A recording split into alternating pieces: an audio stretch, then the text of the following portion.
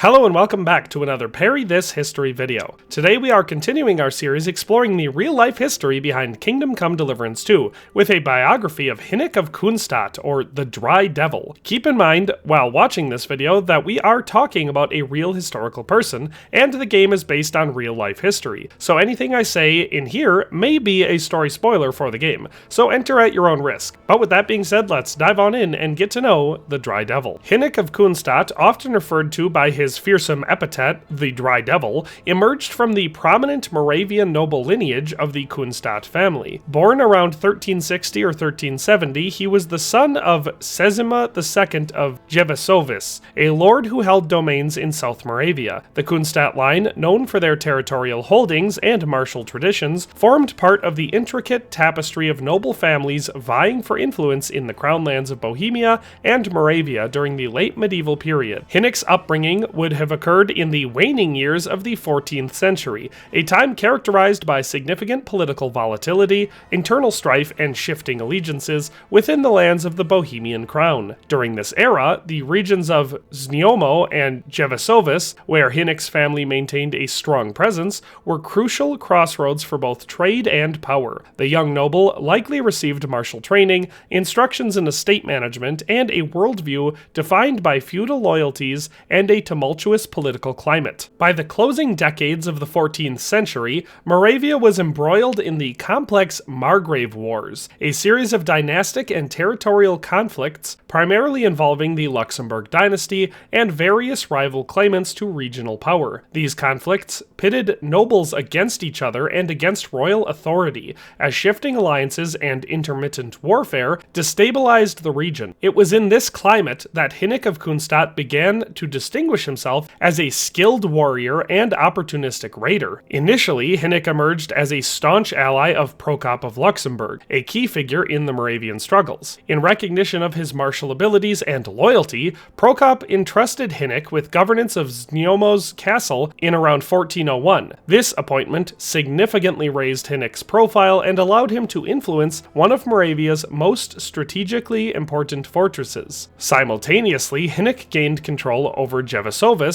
establishing himself as lord of this stronghold perched on a rocky promontory above the Jevizovka River. Henceforth, Luxembourg would serve as his base of power and a forward position from which he exerted military pressure throughout the region. Hynek's ferocity and the lean, sinewy build that set him apart physically earned him the epithet the Dry Devil. According to local tradition and surviving imagery, Hynek was notably tall and gaunt, a rare condition at a time when robust physiques were more common among the nobility. His moniker also reflected his ruthless character. He was not only a military leader and feudal lord, but also a feared highwayman known for raiding prominent estates and caravan routes. His predations did not respect borders. He targeted residences and holdings in both the Luxembourg and Znojmo regions, and was bold enough to carry out raids deep into Austrian territory. Such activities sowed terror and cemented his reputation as an unscrupulous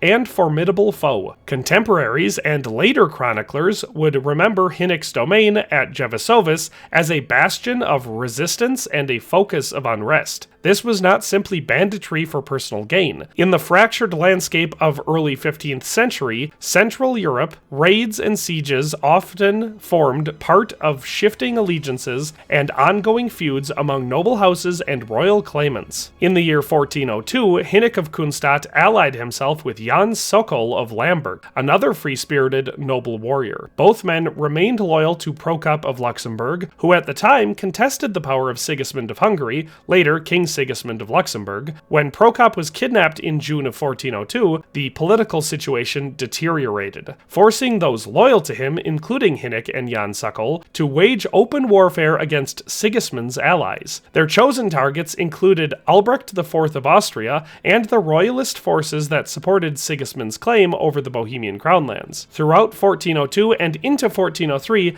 Hynek and Jan Sokol launched a series of raids that destabilized royal authority. Notably, Notably, these expeditions in Austria succeeded in driving a wedge between Sigismund's Hungarian armies and the Austrian forces of Duke Albrecht. This disruption had broader implications for the regional balance of power, as it prevented Sigismund and Albrecht from coordinating effectively against the rebels in Moravia. However, the rebellion faced increasing pressure. Sigismund's relentless campaigns began to weaken anti-royalist factions. By late 1403, Jobst of Moravia, another Luxembourg family member and the brother of Prokop, found himself forced into a ceasefire, reigning in the official Moravian resistance. Yet Hynek and Jan Sokol persisted, returning to Bohemia and carrying on their struggle. They may have been covertly encouraged by Jobst, who still sought to check Sigismund's influence without entirely compromising ongoing negotiation. As the political tide shifted and Wenceslaus IV, long a captive and a figurehead in these power struggles, regained some measure of freedom, amnesty for past transgressions followed. By the end of 1403, Hynek and Jan Sokol obtained pardons, temporarily easing the legal constraints on their activities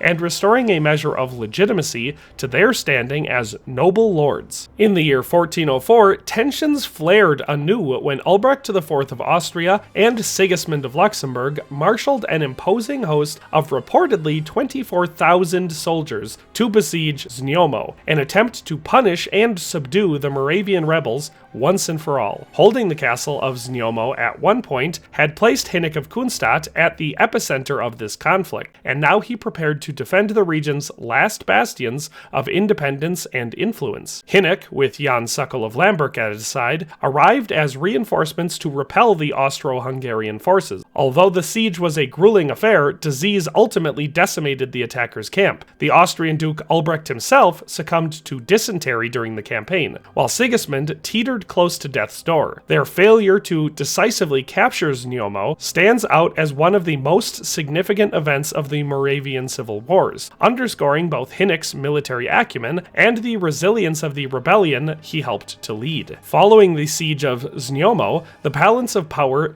gradually shifted. Although Hynek remained a notorious figure, the larger political struggles that had enabled his raiding and resistance began to subside. In the early 1400s, as the last turbulent years of Wenceslaus IV's reign unfolded and new tensions, leading eventually to the Hussite Wars, simmered in the background, Hynek's role receded. He is believed to have died in 1408, likely from illness rather than on the battlefield. Without direct descendants, Hynek's death passed Jevisovis and the burdens of lordship to his nephew Jan. His nephew, also reportedly known as the Dry Devil, carried on some measure of Hynek's legacy, at least by name, thereby ensuring the Kunštát family's formidable reputation did not fade immediately with Hynek's passing. In subsequent decades, particularly during the Hussite upheavals of the 1420s, Jevisovis would re-emerge as a center of resistance, this time a Hussite bastion in South Moravia. Although Hynek himself was no longer alive, the old castle at Jevisovis became emblematic of defiance against powerful outside forces. Eventually, Albrecht of Habsburg's armed forces burned the old castle in 1421, crushing the stronghold of Hussite opposition and permanently altering the region's political and cultural landscape. Today, Hynek of Kunštát, or the Dry Devil, endures in local history and legend. The town of Jevisovis commemorates his deeds and notoriety throughout historical festivals, pageants, and memorials. Visitors who arrive in mid-August may witness reenactments where Hynek's ghostly presence returns from victorious battles, accompanied by knights, pages, ladies-in-waiting, horsemen, and hunters. These festivities celebrate not only his martial accomplishments, but also the complex historical period in which he lived, an era of shifting loyalties, relentless strife, and nascent national identities. Hynek's life encapsulates the volatility of the early 15th century in Moravia. Renowned as a warrior, raider, and fierce opponent of kingly authority, he remains an enduring figure, a lean, formidable nobleman whose sword and cunning shaped the fortunes of Jevisovis and influenced the course of Moravian and Bohemian politics at a critical juncture in Central European history.